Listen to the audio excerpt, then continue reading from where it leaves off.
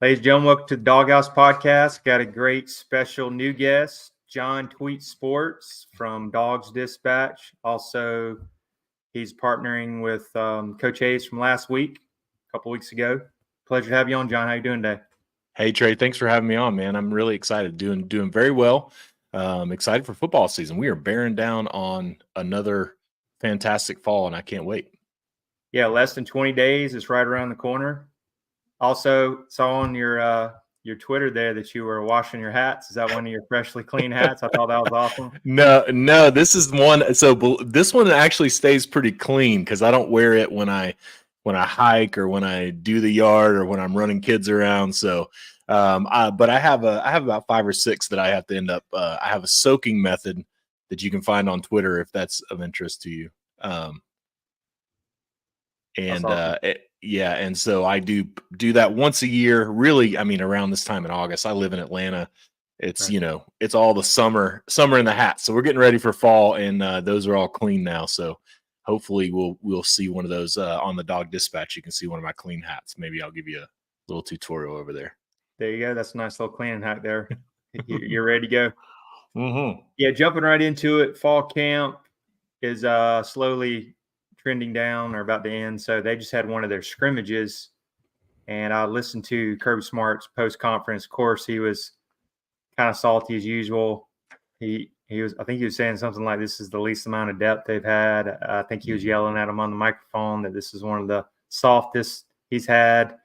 So you know how Kirby is; he wants perfection. Is this coach speak, or maybe it's just those players were hot out there? I'm sure it was hot in Athens on Saturday. Or what was your thoughts? Yeah, I mean, I think there's a little bit of both. I think there's clearly Kirby Smart is the master of coach speak. I mean, he is a guy who he will tell you injuries are a good example. Like Kirby Smart will tell you he's hopeful to have somebody back on Saturday when he knows that person probably won't be back for 4 or 5 weeks. I mean, he's such a good guy at keeping players motivated, keeping things moving, keeping the conversation, controlling the conversation. What I will say is I do think that there is a combination of a little bit of Kirby, trying to motivate the team, trying to get these guys mentally motivated. And I think there's some truth to the depth. I mean, this is a team that they didn't make the college football playoff. It's a team that's probably younger in terms of experience than Kirby Smart is used to or has had in a number of years, especially with the transfer portal and with guys who have gone to the NFL. And then I also think, there are some guys that are banged up. If you look at the center position, that's a really good example where you got Jared Wilson, who is banged up, and there's not a lot of depth behind him. There's Drew Bobo, and Tate Ratledge has been taking some snaps at center. So I do think that there's a combination of both. I will say I think Kirby getting on the mic talking about people being soft and talking about all that stuff is probably more Kirby trying to motivate this team than the actual softness of the team, though. I mean, he's going to tell he told the 2022 team before they went 15-0 that they hadn't done anything. And they're coming off a national championship, and so this is a guy who is certainly a good motivator. But I do think Georgia fans should perk your ears up. There's a little bit of truth to what he's saying about the depth for sure, especially in the season that Georgia has coming and how long the season could potentially be. It's going to be a tough one for sure. It is. I think he tries to play that psychological warfare with him. Anything to motivate him. He probably gets that from Coach Saban, so I'm sure that's part of it. Well, you had Nolan Smith saying people thought we were going to go 7-5. I mean, Nolan Smith didn't wake up and hear people saying Georgia's going to go 7-5. He heard his head coach all year saying stuff to try to motivate him. So he's really good at that for sure. Yeah, and on the depth, I believe they're a little banged up at D-line, so that's something as Clemson game gets closer to look at. So I think that's some value there. Mm-hmm. And then in the scrimmage, looks like some names coming out. I've heard, of course, everybody's been talking about Nate Frazier turning heads. I know he didn't get to come in the spring. I think I was reading on Track Guy from California. I think it's the same high school as JT Daniels. I think he ran like a 10-7, which that's flying. Also, I was hearing things from Nitro Tuggles kind of coming in his own and Arian Smith. So I just wanted to see if you've heard anything from the spring game on Saturday. Yeah, I've heard The scrimmage, yeah. I've heard those names for sure. I think on the offensive side of the ball, Nate Frazier is interesting because Kirby Smart did talk about him today in his press conference where he said he's got a lot to learn. He's not an early enrollee. He's a guy who showed up in the summer. And if you know about the running back position at Georgia, it's not just about what you do with the ball in your hands. You got to know pass protection. You got to be able to pass block. You got to be able to do a lot of the other things, the peripheral things, besides just making plays with the ball in your hands. But I have heard, Frazier is not only as explosive as any player in that backfield, but he's coming in. He's a kid that's ready to play college football. He's physical. He's fast. He's a good blend of, like, if you're looking for a comp, a good blend. If you any Tosh, James Cook can kind of put them together. That's kind of what Nate Frazier brings to the table. About him, Arian Smith, I am so intrigued by.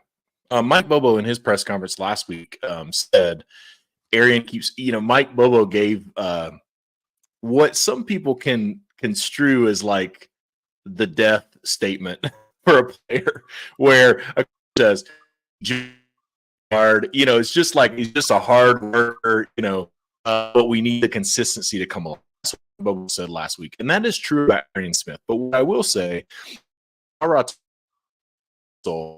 Smith is going to have this offense. This is a guy who's been in the offense. He knows he knows the route tree. Yeah. Hey, John, hate to interrupt you, kind of breaking up a little bit. Sure. Oh, hang on 1 second. I'll just, what's going on here? Can you hear me now? Yeah, and I guess your screen was a little blurry. Not sure if it was a StreamYard. Oh, interesting. Well, I apologize for that. It could very well be me. Are we back? Yeah. All right, cool. Awesome. If that happens again, just stop me and we'll figure it out. But yeah, so Arian Smith, he's a guy who he's been in the offense for a number of years. He knows the route tree. He knows what he has to do. His thing is, just as Mike Bobo said, consistency. And so getting him the ball, being able to do things that are disruptive of the ball, running sweeps like he did in the scrimmage. There's, he showed some good things with the ball in his hands, and was able to break some tackles. He seems to be more physical. He's a guy who was a track guy, and he actually stopped running track to focus on football. And so hopefully that comes through with Arian Smith, because Georgia's definitely going to need him for sure.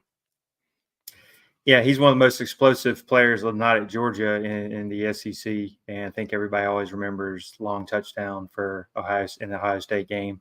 Mm-hmm. And I know he had a little bit of the drops, and he's had some injuries. So hopefully this will be a senior year. He's kind of get it together, and I think they're really going to give him a look. The Nate Frazier I'm excited about. Nitro Tuggle's a young guy, so that'll be adding more depth. So, and then also I was going to ask, it looks like Gunnar Stockton's kind of cementing himself as backup quarterback. Is that what you've heard as well? I mean, that's what I've heard, but I don't know. With Gunnar, is interesting, right? It's like who else would it be? Yeah. Jaden Rashada just showed up. Ryan Puglisi just showed up. So I think Gunnar has cemented himself more because of just his experience in the offense. He knows he has the head knowledge. But I do think he's got some work to do, because I do think Jaden Rashada in particular and Ryan Puglisi, when he's fully healthy, I think those two guys can definitely play, man. But I think in this, when you're going into the 2024 season, if Carson Beck, God forbid, gets hurt in the Clemson game, it's going to be Gunnar Stockton, and I think Georgia fans could feel really good about that. I think Gunnar Stockton, he's a guy that can make some plays. He's a guy that knows the offense. He's a guy that Mike Bobo trusts. Mike Bobo's dad actually taught Gunnar Stockton how to throw a football, so they have a long relationship and a long trust that has been built between Gunnar and the Bobos. And so I think Georgia fans can feel really good about Gunnar if anything were to happen to Carson Beck.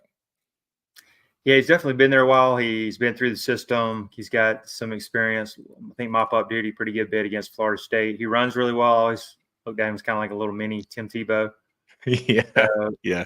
I don't think it'll be terrible, if Carson Beck gets hurt. But his long season, got a good O-line that can protect him. So we'll see. Mm-hmm. Yeah. And hopefully Georgia fans will not need our sponsor of the show coming up from any kind of stress or anything, but a great sponsor of the shows, Viva Tequila, seltzer.com, 0 carb, 0 sugar, great for tailgate. They were great at some of the barbecues I went to and the pool this year, but 20% off, Doghouse 20 for 20% off. Great sponsor at the show. Also, they just had a brand new flavor that came out, coconut flavor. Yo. So again, that's 0 carbs, 0 sugar. My personal favorite is the watermelon. So great sponsor of the show, and they'll go with us into the season coming up. Awesome. We're gonna use those as celebratory drinks, not exactly. not to wash away the pain. Yeah, to enjoy the victory, not to wash away the pain. That's correct. Also wanted to ask, so top 25 AP poll, which can't ever really look too much into this. Pretty similar to the coaches poll, but Georgia's at number 1. Wanted to get your thoughts on that and Georgia's brutal schedule coming up. And was there any surprises maybe that you saw on the AP top 25 poll? Yeah, I mean, it's hard to argue with Georgia at number 1.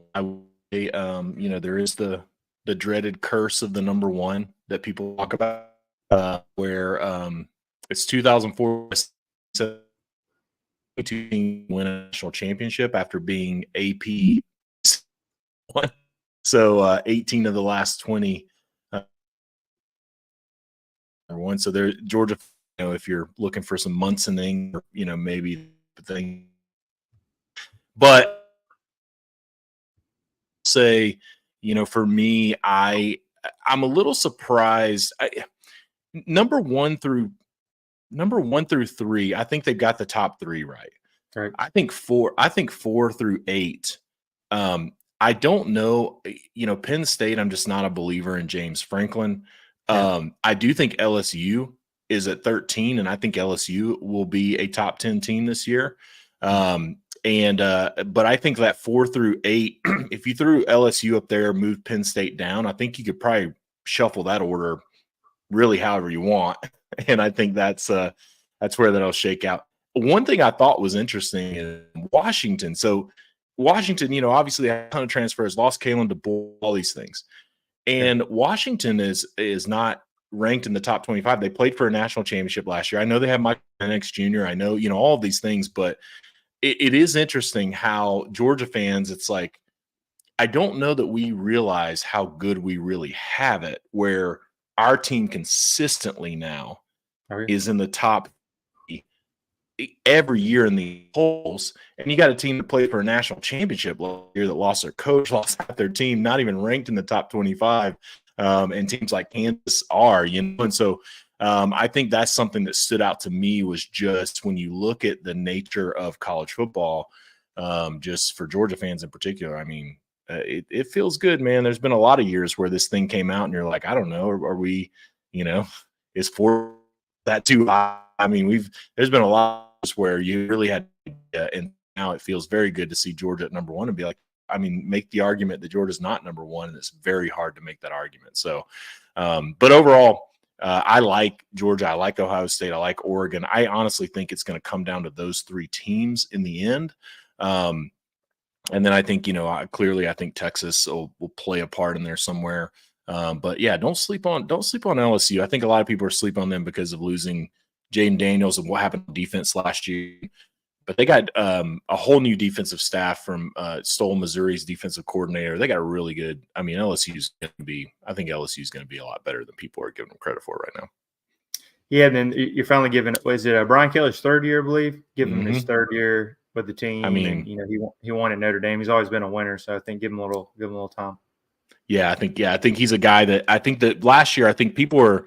Again, I think the LSU defense was just so bad last year that people are like, you can't fix that in a year. And I don't know. I think LSU is going to surprise some folks, and I would probably put them up in the top, 6 or 7 personally.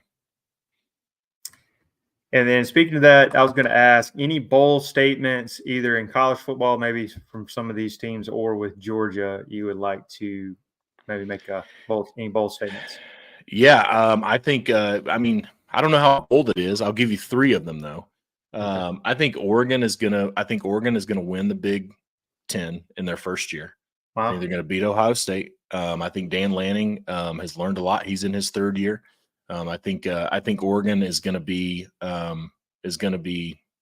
coming in, at number 2, maybe even number 1 in the college football playoff rankings. I think Georgia. I'm going to say this, and I'm going to say it with my chest because I believe it. I do think Kirby Smart is going to make it 4 years in a row with an undefeated regular season with the toughest schedule that Georgia has probably had, maybe ever. Because I think that Georgia, even with being on the road, even with depth issues, even with those things, I don't think Texas is going to be as good as people say they are. Kalen DeBoer, I don't think people realize how difficult it is to install a brand new staff from top to bottom with 30-something transfers and everything else into a program, even in Alabama. I just think that that's a very tough task. And so I think if you look at those two things, I think Georgia's going to go undefeated in the regular season. So those are two. The third one I'll say is I do think, and people are going to come at me for this, I think Notre Dame is going to play a part in this 12-team playoff. I don't know that they're going to be, I think they're going to beat somebody. I think Notre Dame is going to win a college football playoff game this year, and I think people are going to be really surprised because a lot of people are kind of punting Notre Dame at 7. They're saying they're too high. So all these things. I think Notre Dame's going to make some noise this year. I like all those. Yeah, I'm gonna go with you on that. I guess one of my big bold statements is I agree with you. Kalen DeBoer coming in and all the hype, and it's so hard to replace the GOAT, Nick Saban. And I said this earlier in the summer. I think they go around 9-3, miss the SEC championship game, and go to some like Outback Bowl or one of those. I just think it's just so hard to build a culture, brand new coach. I know he's still got all the recruits and everything. And I think with Milroy, I think they're going to kind of figure him out a little bit. I know he's a great athlete, can run around, but I think maybe even Michigan kind of showed the blueprint to kind of beat them. So I'm going to go. That's my bold statement. Also, on the Georgia side is, I believe Dominique Lovett is going to be a 1,000-yard receiver, first one since I think 2001. Yeah, there you go. I just think he's going to get a lot of catches, a lot of touches. So I think he's going to have a chance to finally get in that 1,000-yard receiving mark since Terrence Edwards. And then I think Ohio State, just because they don't have that number 1 quarterback with like Will Hodgett, Will Howard, I believe. I think they're going to take a little bit of a step back. I think they make the playoff because it's top 12, but I think they're a little disappointed. Even with all the transfer portal people they brought in, I just think maybe they take a step back and then maybe gets a little heat on Ryan Day. But I like it. Yeah, I like it. I think Ohio State. I don't know, man. When you're going into a season like this with their schedule, where you have to go 2 and you got to play Michigan again. You got just a whole different conference. Not having a transfer coordinator. I've been around this game a long. It's people just take for granted how hard it really is to instill new coaches, new terminology, all those things. In Georgia, you promoted Mike Bobo, who was Todd Monken in that national championship run 2022 when Georgia set all these records on offense, and you still had challenges. I mean, that's just happens when you have new guys on the headset room. And I think that's going to be a really tough thing to overcome for teams like Ohio State and Alabama in particular. All right, sure. I agree with all that. And then I know you kind of already touched on a little bit, but Georgia's schedule, going to bring up brutal schedule, and looking at that, all those rankings, 3 of them are in the top 6. You're going to have playing number 14 with Clemson. The first one, and then also number 15, Tennessee. Of course, a lot of things can change by the time they play all those teams. But what would be some of the challenges? I know you said earlier, kind of previewed it, 12-0. Yeah. So what would be the toughest ones? Yeah, I mean, I think the toughest ones. I think when you look at this schedule, right? So I think Georgia has a couple things going in their favor in their tough. People will say clearly at Alabama, at Texas, maybe at Ole Miss, but people will say, those, when you just look at rankings and the quality of teams, those might be your toughest. At Alabama, you come there off a bye week.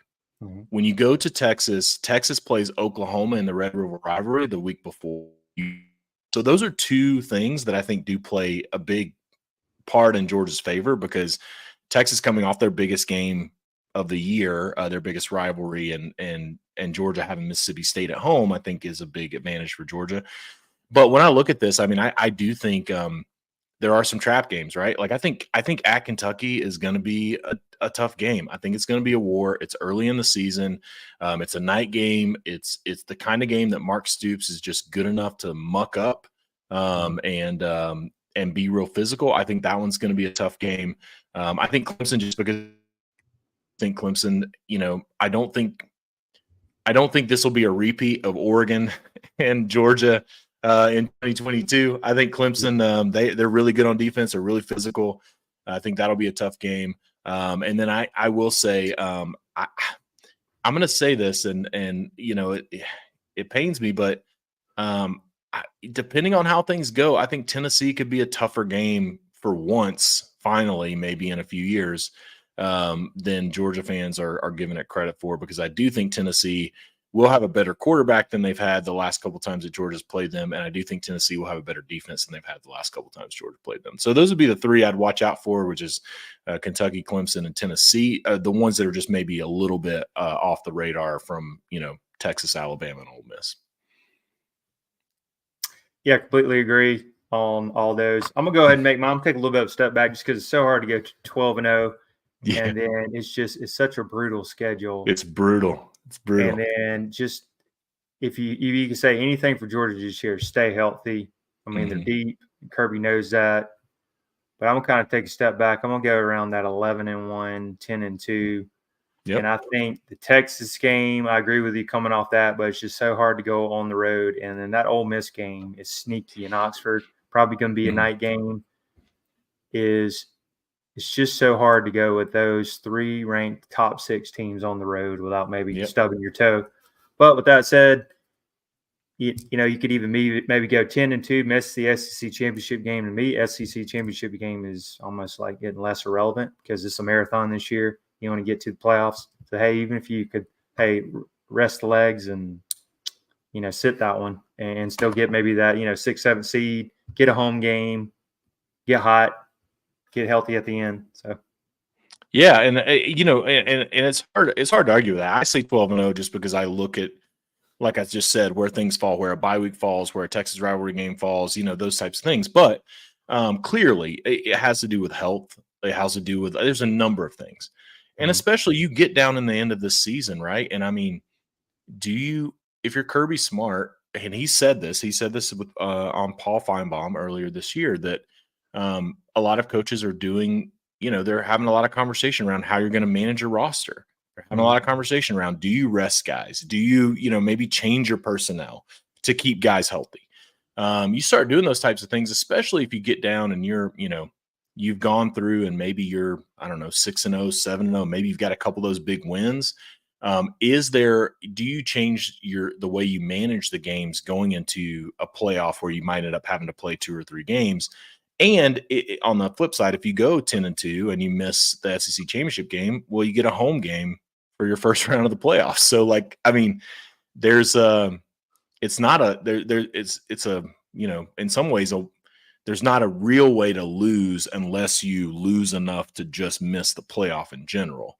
But if you're Georgia, the games that you're most likely to lose are probably still going to keep you in that top, 5 to 7 teams, which will keep you, hosting a playoff game in that first round, which again is, there's a lot of advantage to having a playoff game in Athens for sure. Missing the SEC championship game and having a playoff game in Athens, there's a lot of benefit to that. Yeah, I would love that. It's almost like it's like I mentioned before, it's not a sprint. And then SEC championship game, if it makes you in the top 4 and you get a bye week, I could see about it. But it's one of those where you don't really move up that much with the seeding. You got to play an extra game, and you get some guys banged up. And let's just unpack that real quick. I mean, I don't understand. So you're you can go 12-0, and your prize is that you get to play a 13th game. That if you win that game, you get a bye week, and then you get to play in an NFL stadium for your first playoff game. Right. If you lose that game, you turn around and have to host, a good team on your campus for a playoff game, and you don't have a bye week. Versus if you just don't play the game at all, then you get to host, you get a bye week and you get to host somebody at your campus. So it does. I've studied this and tried to find a way for it to make sense. And I'm like, man, I don't know. What's your reward for, going undefeated and playing in that game, or losing one game and playing in that game? It's like, you got to go out there and beat each other up in hopes that you get a bye week. And then if you lose the game, you don't. Versus if you just don't make the game at all, you get a built-in bye week and you get to host the game. And so it's I think they've got it a little backwards. Hopefully they'll fix it when they do some of the expansion around. It's like, I just think your reward for going through a league unblemished should definitely be you either get to host a playoff game automatically, or there is a built-in bye somewhere there for you. It just doesn't make a lot of sense to have to go play a championship game with there's only a loss on the other side for you. There's no real win. Yeah. So yeah, it's definitely interesting year being first year 12-team playoffs, but we'll help. The Dogs will help get the Kinks out for sure. Yeah, cool. And then John, how we follow you on social media? Yeah, so you can find me on Twitter at John Tweets Sports. That's where I post most of my stuff, so you can find me there. We're also on the Dawg Dispatch on YouTube, wherever you get your podcasts. That's me and Coach Hayes.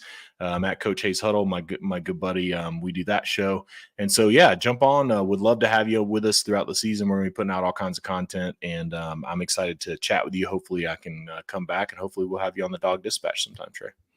Yeah, that'd be great. There it is, Dawg Dispatch. Check him out on John Tweet Sports. Him and Coach Hayes doing great film breakdowns and reviewing all things Georgia. Over 1,000 subscribers, which is always impressive. Yeah, man, we appreciate the love. Most of it, candidly, is for Coach Hayes. He's an old school ball coach, Coach Slab McConkey, and other people. I like listening to him talk. I learn a lot. So come over for Coach, and you can deal with me while you're over there. Yeah. Appreciate John coming on the Doghouse Podcast today. And if you stuck around, make sure to like, subscribe, share the Doghouse Podcast. We really appreciate it. See y'all.